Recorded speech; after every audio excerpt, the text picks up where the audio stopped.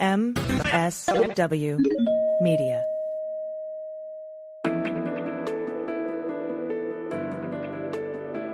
Spy Talk, a podcast at the intersection of intelligence, foreign policy, national security, and military operations. Hi, I'm Michael Isikoff, and this is Spy Talk. Here's my plan to dismantle the deep state and reclaim our democracy from Washington corruption once and for all, and corruption it is. First, I will immediately reissue my 2020 executive order restoring the president's authority to remove rogue bureaucrats, and I will wield that power very aggressively. Second, we will clean out all of the corrupt actors in our national security and intelligence apparatus, and there are plenty of them.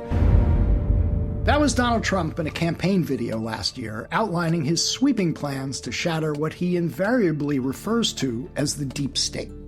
It's a sweeping agenda that targets officials at the CIA, the FBI, the Justice Department, and the Pentagon, anybody that the now president-elect believes had thwarted his agenda and disrupted his administration the first time he was in office. But Trump's plans don't stop there. In his video, Trump vowed to appoint a Truth and Reconciliation Commission to expose deep state spying, and even more ominously, launch a major crackdown on government leakers who, as he put it, collude with the fake news to weave false narratives about him. And, whenever possible, press criminal charges. With the surprising news that Trump has picked Florida Congressman Matt Gaetz to be his attorney general, the idea that Trump will actually go through with these plans suddenly seems more real than ever. How will all this go down if Trump, with Gaetz as his enforcer, really does start going after his political enemies? And how will it affect the national security agencies whose job it is to keep Americans safe? We'll discuss with Mark Zaid, one of Washington's foremost national security lawyers, on this episode of Spy Talk. Mark Zaid, welcome to Spy Talk. Thank you, Mike. So I was trying to think of the ideal guest to talk about Trump's plans for the deep state, and I immediately thought of you. You're a national security lawyer who has represented countless officials at the CIA and other U.S. intelligence agencies. Trump's plans seem pretty explicit. Targeting so-called corrupt officials in the intelligence community, firing rogue bureaucrats, launching a major crackdown on government leakers who, as he puts it, collude with the fake news to expose deep state spying. But I'm sorry, we have to start out with the stunning news that Trump has just chosen Florida Congressman Matt Gaetz, a full-blown MAGA firebrand, as his attorney general, just moments after confirming that former Democratic Congressman Tulsi Gabbard will be director of national intelligence. I tremble to ask, but what do you make of this? I make that, as we learn more, it almost just like can't get worse in so many different ways. I mean, here you have an individual, Matt Gaetz, who even his own party members were hesitant to back him through numerous ethics investigations. He's let his law license slip a bunch of times. I've seen inconsistent reporting on whether he even still has a current law license, but I'm sure we'll find that out. But given the allegations that were against him with respects to sex trafficking and underage sex with minors, which maybe that's redundant to say it in that way, but to make it clear for everyone, I mean, does he really want to be under oath for confirmation hearings? Oh, my God, this is going to be a nightmare. Yeah, I mean, now, my understanding is, it's been publicly reported the Justice Department has concluded its investigation into Gaetz and these allegations, but the House Ethics Committee investigation of Gaetz for having sex with underage females is still ongoing. So how does somebody serve as attorney general? I guess he's leaving the House, so right. He can't. The ethics committee investigation goes away, presumably. Well, look, the only thing I have to remind listeners of is to the extent that there could be pending charges, possible charges, anything, or even just real adverse information about Matt Gaetz is two words: Michael Flynn. who, of course, we haven't heard about yet in the incoming administration. We'll see what happens with Michael Flynn. But I'm referring specifically to the fact that the Obama administration specifically warned Donald Trump to, I think President Obama, as I recall, specifically telling, president to president or president-elect that Michael Flynn had some serious national security concerns, and you might want to think twice about bringing him into your administration. And yet Trump didn't care and still brought him in as national security advisor. And less than 2 weeks later, he was gone. Right. But look, yes, but Gaetz in charge of the most sensitive department in the United States government, in many ways. I mean, how do you imagine this will go down among the career lawyers at the Justice Department, at the career agents at the FBI and other agencies under the Justice Department's purview? I mean, it is, I gotta say, my mind is blown here. I don't think it's going to go over well, other than any MAGA representatives who are inside the Justice Department, of which I'm sure there are. Now, I think most people don't realize that there are certain people in government who automatically, by virtue of their position, have access to classified information. They are deemed trustworthy by their very position. That is the President of the United States, the Vice President of the United States, Article 3 federal judges, district judges, circuit courts of appeal judges, Supreme Court justices, not magistrate justices, and members of Congress, both House and Senate. So by virtue of being elected to the House, Matt Gaetz was automatically deemed trustworthy and possible, if the agencies if he needed it, would have access to classified information. Who's not on that list is the Attorney General of the United States and other cabinet officers in every administration. They go through the same background investigation that who holds a security clearance, and millions of other people each year go through. He's got to fill out an SF-86, a standard form 86. He'll have a background investigation, and there will have to be a determination as to whether he's trustworthy to have access to classified information. That all said, the President of the United States can just wave his magic wand and say, we're giving you access no matter what. We don't want a background investigation. So there's a lot that could happen going forward to see.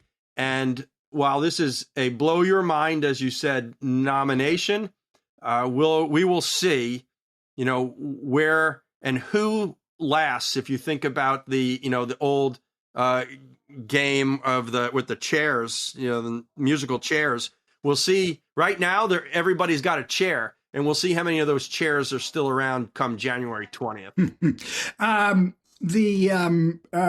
Tulsi Gabbard, what do you make of her as a DNI? Yeah, look, Tulsi Gabbard, objectively speaking, a fantastic resume, right? Lieutenant colonel, have military experience, intelligence experience, congresswoman. Do I think that she is the person for the DNI? That would not be my first choice. That's for sure. You weren't elected president, so but you don't get to choose. There's been a lot of cabinet officers in every administration who, probably are not the most qualified or the best qualified. The question more for all of Trump's nominees, appointees, is more about the loyalty sycophant aspect than necessarily their qualifications. I mean, look, theoretically, you don't have to be a lawyer to be on the Supreme Court.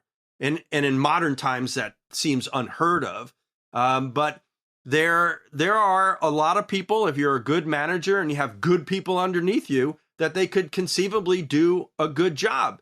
That said, Rex Tillerson, who was fantastic in the defense contracting world, right, was horrible as Secretary of State. It didn't work out well. He also just crossed swords with Donald Trump because he wasn't a sycophant. But so, it's hard to say. I think all of these choices, the majority, and certainly the more recent ones, they are more mind-blowing choices and unexpected than anything else. And I have a feeling we're going to see a lot of people up in arms. But I've also seen, we've also heard today that most of the networks now, if not every network, has called the House to be maintained as Republican. Right. And I saw one Texas Republican congressman basically saying, I'll paraphrase only because I don't remember the exact wordage, but it was basically, he said, if Donald Trump tells us to jump 3 feet high on 1 foot, that's what we're going to do. So this is the concern. You mentioned confirmation hearing for Gaetz. Now, I am skeptical that there could even be one. And this may explain, Trump's social media posts last week saying that he wanted the Senate to go into recess so he can make recess appointments, bypassing the entire confirmation process. Because a confirmation hearing for any AG pick, but certainly Matt Gaetz, every question from every Democrat will be, are you going to take direction from the White House about who you're going to investigate and who you're going to prosecute? And it's hard for me to imagine a palatable answer that Matt Gaetz could give at such a proceeding. Mr. Gaetz, I'm Senator so-and-so from the state of whatever. Did you ever have sex with an underage female? Is he going to plead the fifth? I don't know. I mean, this is going to be, he's going to have some really good preparation. Yeah. I mean, look, he'll say no to that. But what I don't know is how he would answer the question about, are you going to use your office as Attorney General to target and get retribution against Donald Trump's political enemies taking direction from the White House? I suspect it'll be a similar answer in the sense from our Supreme Court justices of how important precedent means, at least until it doesn't mean much. Yeah. I'm trying to think of attorney generals of years past, Edward Levy. A lot of them may be turning over in their graves. But look, I want to get back to Trump's plans for the deep state and his claims that he'll be targeting so-called corrupt actors in the intelligence community. How nervous should officials at Langley, at FBI headquarters in Washington, and at the Pentagon be? We've been dealing with Trump's rhetoric for obviously all these years, and he says lots of things that he either never does or is clearly over the top. But I would be concerned if I was someone who had been in opposition to him, especially with inside the government or in the media. I think we are now well beyond the time to just ignore what he is saying, because it's not just him. It is his vice president nominee, electee, whatever one wants to say. It is the people surrounding him that he's bringing into his second administration, an administration that, per the Supreme Court, has given him greater power than we have ever seen before by a president of the United States. And I think people would be foolish and naive not to be concerned as to what might be coming, even if it never materializes. So when he says, clean out the corrupt actors in our national security and intelligence apparatus, how does he implement that? How does he go about doing that? And can he? This, I guess, gets tied into the whole Schedule F issue about whether he can reissue that executive order and fire large numbers of career government officials. But it still seems like a somewhat menacing course of action. It is certainly menacing. It is beyond the executive order dealing with the civil service, because we're talking about the national security and intelligence community. And I'm actually not as concerned about Trump and his administration abusing laws than I am about actually using laws that already exist. Because the director of the CIA, the director of the DNI, the director of national intelligence, inside the intelligence community already has and has had for decades the ability to literally just fire anyone under their employ without due process. They choose over the period of time, because of policy and practice, not to do that.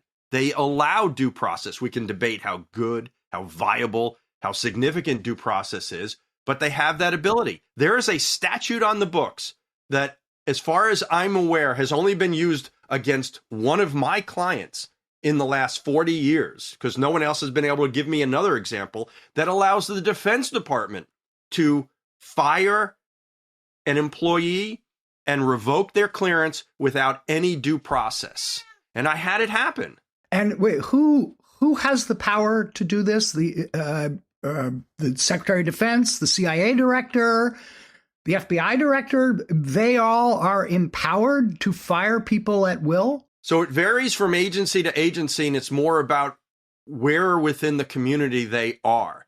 But certainly employees of the CIA and employees of the Defense Department, at least, I have to go back and look at the statute. My client was a Defense Intelligence Agency, a DIA employee. And literally, and this was about 2009, 2010, this is the Obama administration. He was served with 2 pages, 2 documents, 2 letters. You're fired, signed by, I think it was, I'm trying to remember whether it was the DIA director or the Secretary of Defense, and your clearance is revoked, no due process. I reversed through Secretary Gaetz, Bob Gaetz. I reversed the termination. I was never able to reverse the revocation of the clearance.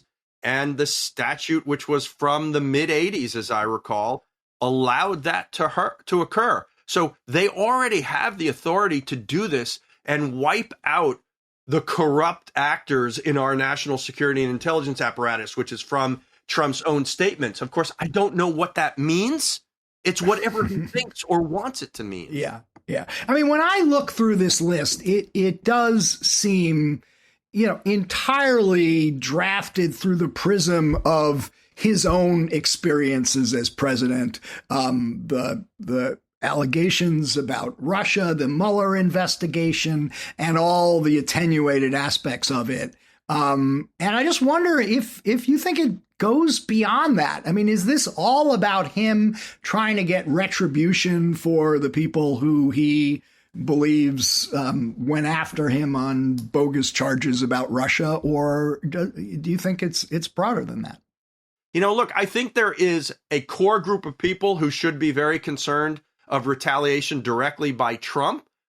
And we can all name them. You don't have to be in our world to go ahead, name some of them. It's going to be John Brennan, Jim Clapper, Liz Cheney, but not for congressional work, not for like her work on the January 6th committee, because I think the Republicans in Congress are going to be really strong against the White House to say you cannot go after someone for work they did as a sitting member of Congress for obvious reasons. What's good for the goose is good for the gander, and they don't want to face the same music in a future term. Jim Comey, Lisa Page, Peter. I mean, but what can he do to them? I mean, he could strip them of security clearances to the extent that they still have them, and by the way, that is explicitly called for in Project 2025 for the revocation. But beyond that, I mean, so they lose their security clearances. I mean, is there something that they can do further? Look, there's the old saying of, a grand jury will indict a ham sandwich. Right. Are there laws where I think that could be abused or even used? Like I said, I mean, look, here's one possibility. Hey, former government official X, who's been a thorn in the Trump side, I see that on March 23rd, 2024, you appeared on MSNBC talking about X, Y, and Z, and we at the CIA believe that information is classified. And we are now prosecuting you under the Espionage Act. Could that happen? Sure. Would that happen? I don't know. Yeah. I have clients come to me all the time including former Trump cabinet officers who wrote books, right? As you know, I help clear books through the system to make sure that they have no classified information. And I've had countless clients who are incredibly experienced in the intel world tell me, I wrote my book not to have any classified information in it. I made sure of it. And I just always shake my head and go, well, wait to see what the agency says.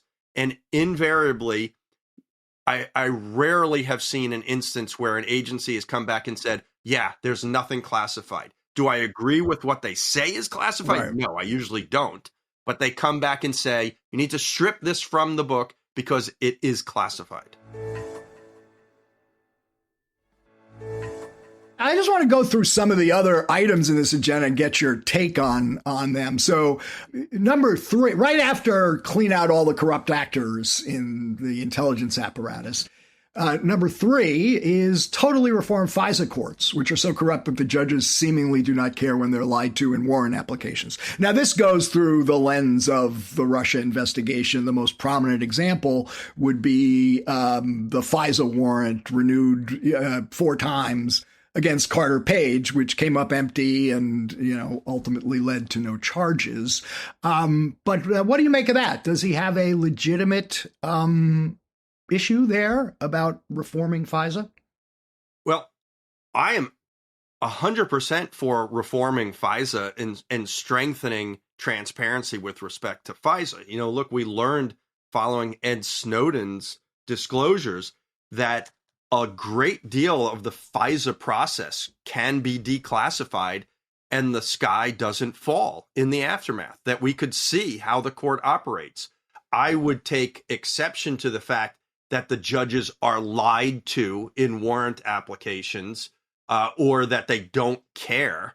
And in fact, in the statement that he makes, he basically accuses them of being part of the problem, that they knowingly signed off on this. And this is an interesting situation because the left wing would very much support some of what he's saying by saying that the judges, just rubber stamped FISA applications, which I've said repeatedly was not true either, because there was tons of back and forth between the FBI and the FISA court who would routinely reject without stamping it rejection and just tell the lawyers to go back and get more information until they brought sufficient information that allowed the judges to sign off on it. There was one case where obviously there was a misstatement and a lawyer was prosecuted for it. But,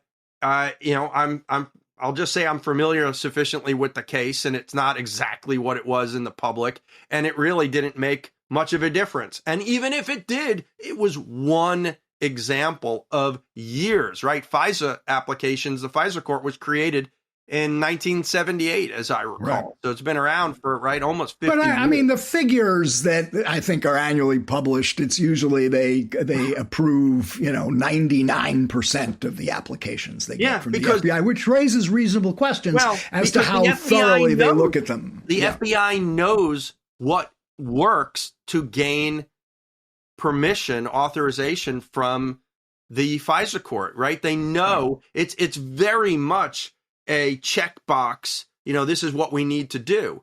Now, in the aftermath of Snowden, they created a process by which there's a 5-person panel of independent, overseers or observers to play sort of a pushback role, right? To push back on what the FBI says. And I'm sure that process could be expanded and strengthened without a doubt. So going down the list, we will establish a Truth and Reconciliation Commission to declassify and publish all documents on deep state spying, censorship, and corruption. And there are plenty of them.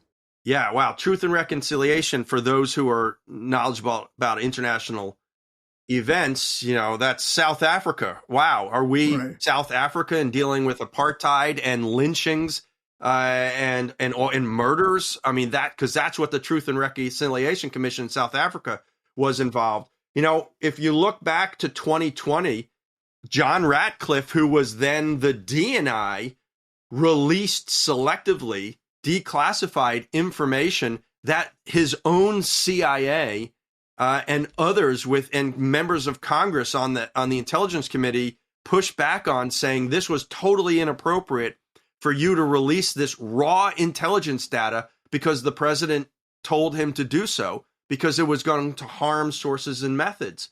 So the problem, of course, is the president of the United States, whoever that ever is, has the authority to declassify anything they want. Right. And certainly the director of the DNI or the director of the CIA has that authority. I understand. I think there's one aspect of where either they did it or he wants to do it to give the FBI director greater authority to declassify intelligence information that would have otherwise been in the purview of the intelligence community. And of course, we understand that Chris Wray, even though the FBI directors are on 10-year terms, is on the chopping blocks of perhaps being fired in the next incoming administration. So right. I hope, and this is, again, so much of what we're talking about is going to be, we need to just wait and see. I hope there's going to be significant pushback from the career officials, even the Republican officials within the intelligence community and who have had oversight on the Hill to say, look, sir, don't do this. This is going to be dangerous to the integrity of the United States and our role in the process. I mean, are the Five Eyes, which are, our top allies, or other allied countries not going to share intelligence information with us if we just willy-nilly release it simply because it makes the next administration look better or makes his enemies look bad? Number 5, we will launch a major crackdown on government leakers who collude with the fake news to deliberately weave false narratives and to subvert our government and our democracy. And when possible, we will press criminal charges. Yeah, so I'll interview you. Hey, Michael Isikoff, in the years you've been a journalist, have you ever written a story based on classified information that was leaked to you? Yes, on multiple occasions. Then, according to what Trump said in his own words, you are potentially facing criminal penalties. And the reality is, the law allows it. The Espionage Act of 1917, which hasn't been amended since the Korean conflict, allows prosecution of those who transmit, publish, disseminate national defense information, which in the modern era is the same for classified information. And there is no First Amendment defense. There is no journalistic privilege.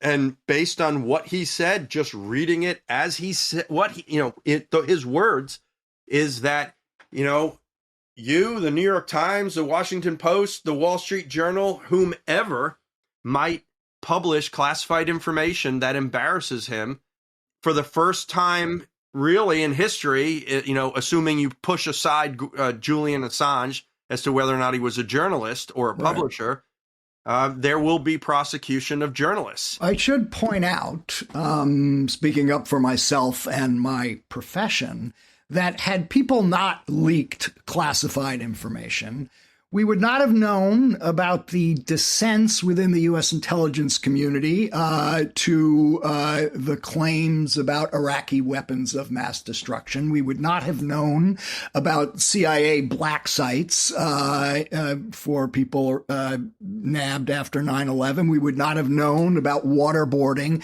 and all the excesses that led most people to conclude, including government agencies, that this constituted torture by the U.S. government. There's a lot of things that have been central to our democratic debate that we would not have been able to engage in had not some of these classified secrets been leaked. And no one objectively should debate that, but you can put that on a plaque and bring it with you into your jail cell. Well, I hope I would hire a lawyer such as you to make sure that doesn't happen. But this is the problem. This is the problem. The way the law is written, and there have been First Amendment defenses that have been levied, attempted, argued by those who have been prosecuted. They have all failed. Mm-hmm. And Congress is not stepping in anytime soon, certainly in this next administration, to modify it. And I would not want to be the one who is the test subject for it. That's all I could say. The policy and practice has always been not to prosecute journalists. We've seen a little bit encroachment on that with respect to serving warrants on journalists' phone records, tapping some phones inside the AP, an unindicted co-conspirator as a Fox News reporter to send a message. And there was such significant pushback against the Obama administration for doing it. New policies were put in place, policies not to have a practice of going after journalists. Right. That has been that Merrick Garland, as Attorney General, made it clear that the Justice Department would no longer do that. Of course, I should point out that the height of that actually took place of warrants of subpoenas for journalists' phone records actually took place during the Obama years. And then were sort of curbed back. And look, it was the first Trump administration who did. And I do not believe Julian Assange is a journalist, but for those who do, let's take that as the position. It was the Trump administration who indicted Assange after the Obama administration had decided it wasn't worth the policy blowback that would occur as a result. And in fact, the first indictment against him, which was just one count, wasn't even an attack on him in his journalistic, air quotes, status. It was the amended complaint, the revised charges that brought into play the dissemination transmission, which was more like what a journalist does. So they've already sort of telegraphed. Now, I've always spoken back and said, look, that is not necessarily the slippery slope, because one case is not a slippery slope. But if there's a second case, then you got to start looking at a slippery slope. So we'll see. Here's another one. Ask Congress to establish an independent auditing system to continually monitor our intelligence agencies to ensure that they're not spying on our citizens or running disinformation campaigns against the American people, or that they are not spying on someone's campaign like they spied on my campaign. So Congress obviously already has that authority post Watergate and Church Commission. That's what the House Select Committee on Intelligence and the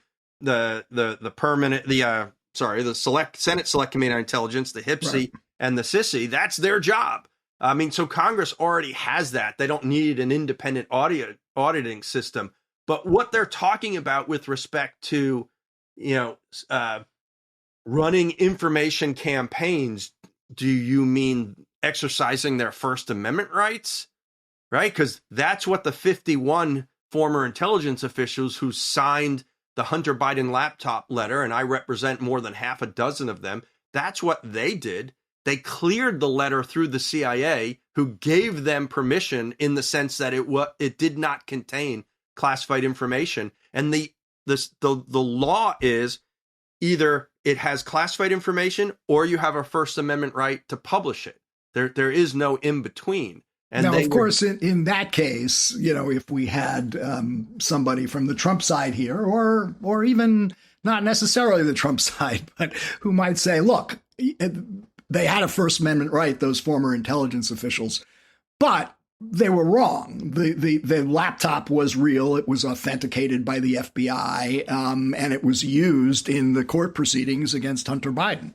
Yeah, but if you read the letter is a beautifully written Washington, D.C. lawyeristic letter. It says everything and nothing at the same time. It is completely caveated where they say outright they don't know if, in fact, it is real or not. What they are concerned about, or were still concerned about, was that Russia was using it for an information campaign to promote an agenda. And I think they were correct about that. But that's a policy dispute. Look, tons of people are wrong all the time on both ideological sides as to what they say. And the question is, do they have a First Amendment to say it or not? And should they be subject to the wrath of a president of the United States if they get something wrong? Good point. Let's take a break now. And when we come back, I want to talk about some of the items in his agenda that you actually applaud. We'll be back. And we're back. When we left off, I pointed out that there were some items in Trump's list for the deep state that our distinguished guest, Mark Zaid, actually thinks might be a good idea. I'm guessing that one of them is for accelerated declassification of documents.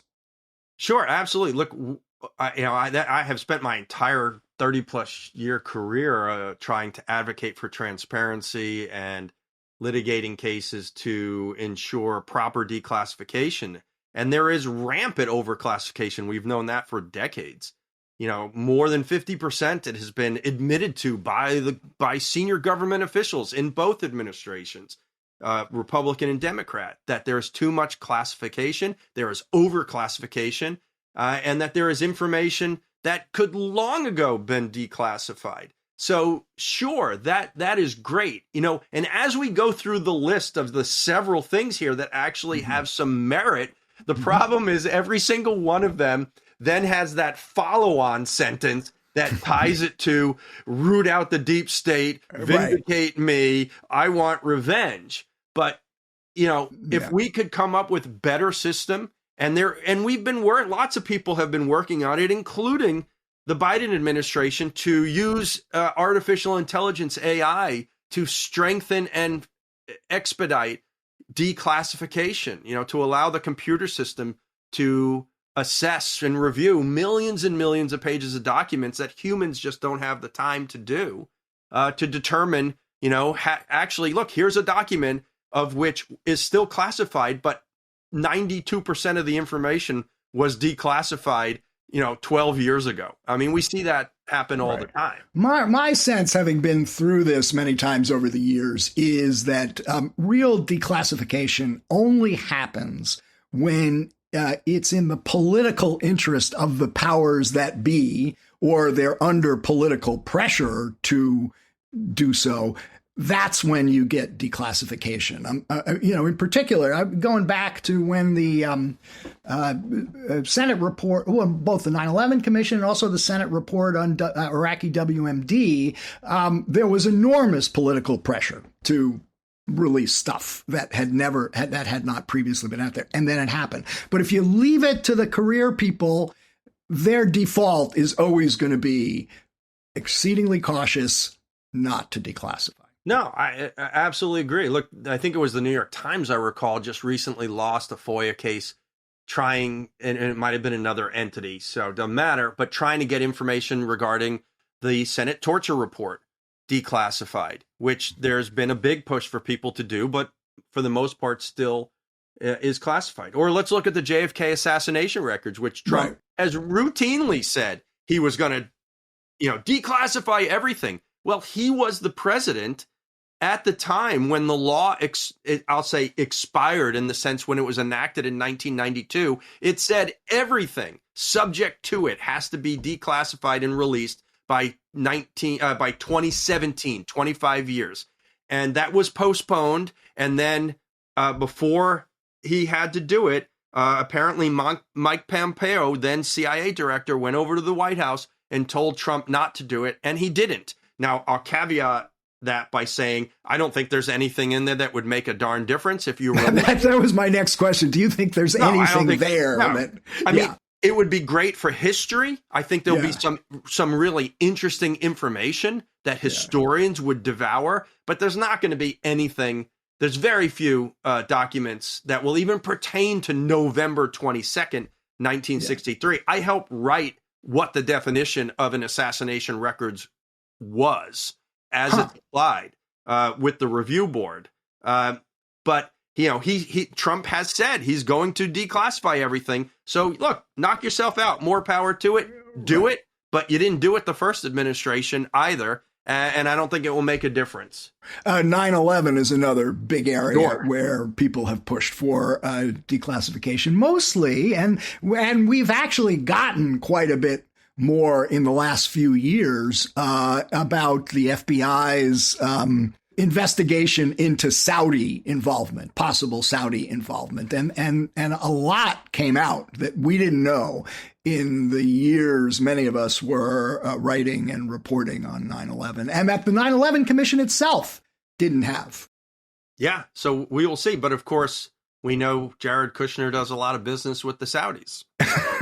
Yes, we do. And he does seem to be, although he said he doesn't want to be back in the government, he does seem to have a role as a senior advisor. Another one that seems, pretty easy for people to endorse: work to ban federal bureaucrats from taking jobs at the companies they deal with and that they regulate.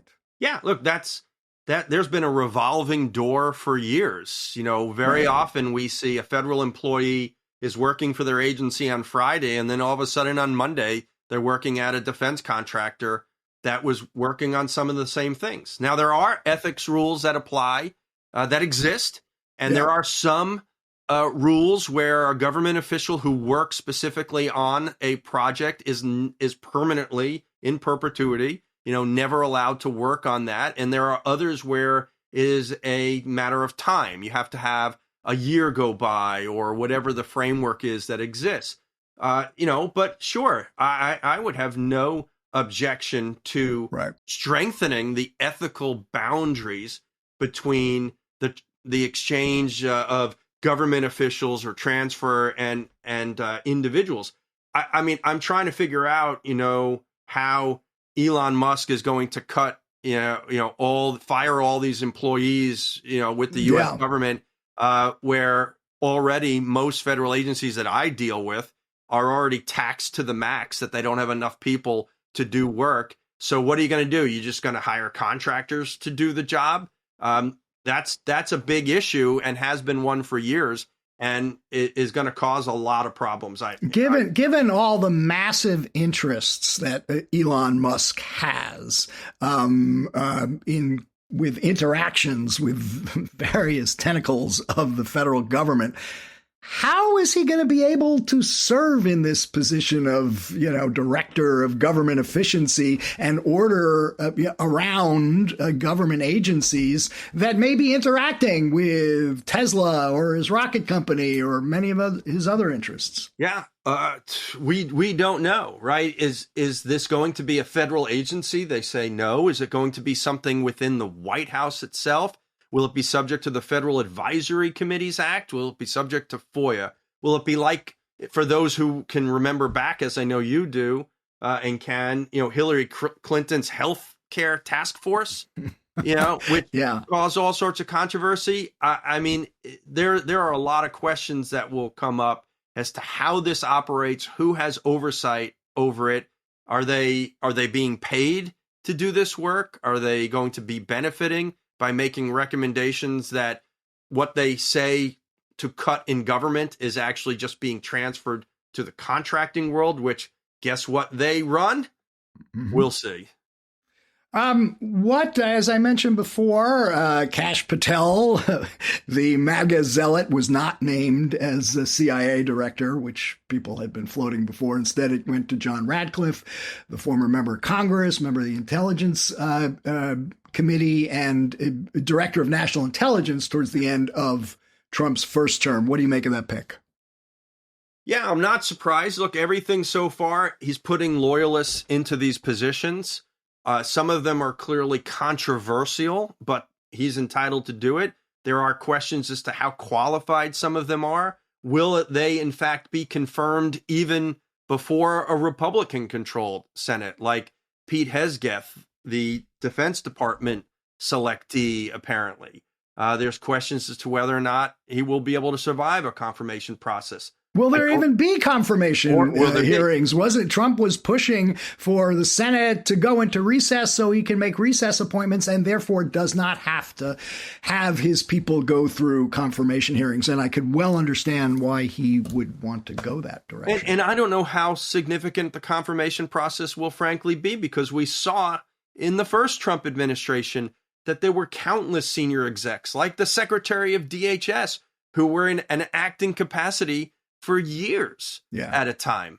I mean, the deputy and secretary of DHS were both in And of course, for the DOD Secretary Hegseth, I'm sure there will be, if there is a confirmation hearing, and I'm not so sure there will be. Will he allow military troops to participate in the mass deportations or make arrests at the border, essentially violating the Posse Comitatus Act? Yeah, and look, there's going to be a lot of litigation, and the problem with litigation is, as we saw in Jack Smith's prosecutions of Donald Trump, is it can take a long time. And by the time these cases wind their way through the courts, it could be the next administration of whomever that might be because of how long appeals could take. So, look, I don't have good answers for anything because it's a lot of wait and see. I can only highlight the concerns that exist based on, frankly, the existing laws in place of what could be done by a president of the United States and their designees if they so choose to do so. And because the Supreme Court has given almost blanket immunity to the president for every official act they do, we are in for an incredible roller coaster ride in the next administration. I'll finish just saying the other point in this 10-pointer or whatever it was, where he talks about making inspector general's offices independent and physically separated from the departments they oversee. I love it. I've been suggesting that for years. Yeah. I think inspector general's offices should investigate an agency for which they have no relationship whatsoever so that they don't know the people that they're investigating. Because the universe of the intelligence community and law enforcement is, even though there might be tens of thousands of employees at the leadership level, it's a very, very small world. And they all know one another. And I've seen that firsthand to be a problem. But then, of course, he ends the sentence with, so that they do not become the protectors of the deep state. It's ironic because I've been accused by his first administration of being part of the deep state, whereas, I've always been the one challenging the so-called deep state, which I did not believe existed. What we see being created now is what is the deep state.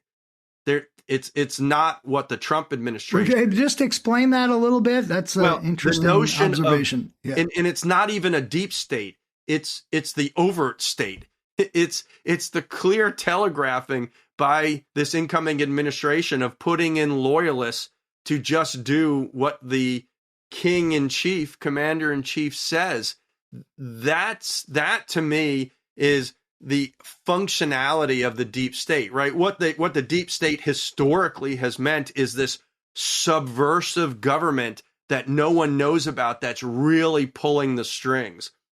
And that's why I'm not as actually concerned about the nominee picks we've seen so far. I want to see who the deputy CIA director is going to be, who's a non-confirmed position. I want to see who their chiefs of staff are going to be. I want to see if these people are just figureheads and are just going to do what the White House tells them to do. That to me is the real deep state, but it's not very deep. It's surface level. It's the iceberg. I see the iceberg. Well, as to wrap up here, as we were going through the negatives and the few positives you have identified, it occurred to me that there's one big other positive for you, which is if Trump actually implements some of these ideas, it's going to mean a lot more business for national security lawyers like you representing government officials. That is true. Although the problem's going to be is much of what they would do in the national security arena is unreviewable by federal courts. And it's been that way for decades. Right. So, I mean, I feel almost neutered even before the process began, because it's a horrible feeling, believe me, because I'm already experiencing it. Of like, what exactly are we going to do to challenge this action? I can bring a case in federal court for some of it to ask for a preliminary injunction. And depending on which judge, maybe I'll get that. Will the next administration actually adhere to what a federal judge says, or, they certainly can appeal it, and we'll see what happens down the line. But in the meantime, if a federal employee is told, you better get off our premises or we are going to arrest you, effectively, they will have removed that employee, whether we sue or not. So again, look, I hope that the second Trump administration is the best presidential administration we have ever seen, that they only do great things for America, that all of this has been rhetoric, and we don't see anything other than the normal roller coaster where I see the left will hate what the right's doing, the right will hate what the left's doing. But those of us kind of in the middle, a moderate, a little bit left, a little bit right, we just, go on with our business until the next administration comes in. But I don't know if that's going to be the case this time. Mark Zaid, I want to thank you for joining us. And it occurs to me as the administration moves forward, we're going to have many other occasions to come back to you to get your take on. Yeah, hopefully I will be here and not in Guantanamo. Okay. Good luck to you and to myself and the rest of other reporters. You'll be in the cell with me. I have no doubt. We can pass notes. Okay. Thanks a lot, Mark. Yeah, anytime, Mike. I mean, we'll see. I don't know. I'm trying not. I'm not being the boy who cries wolf or Chicken Little. The sky is falling, but the writing is on the wall as to what could happen, what they say is going to happen. And the question is, will it happen? And I hope it never will, but we'll see. And that's it for this week's Spy Talk. Be sure to check out our complete podcast archive on Apple or wherever you get your podcasts. And if you haven't already, do check out the spytalk.co news site on Substack, where we offer a steady diet of scoops and original analyses on the intersection of intelligence, foreign policy, and military operations. Just Google Spy Talk and you'll quickly find your way there. This edition of the Spy Talk podcast was smoothly produced, as always, by Kanai and expertly edited by Molly Hawkey for MSW Media. That's it. See you around. I'm Michael Isikoff. Thanks for listening. For more original reporting and insights like this, subscribe to spytalk.co on Substack and follow us on Twitter at @talk_spy. If you enjoyed our podcast, subscribe and leave a review on Apple Podcasts, Spotify, or wherever you get your podcasts. MSW Media.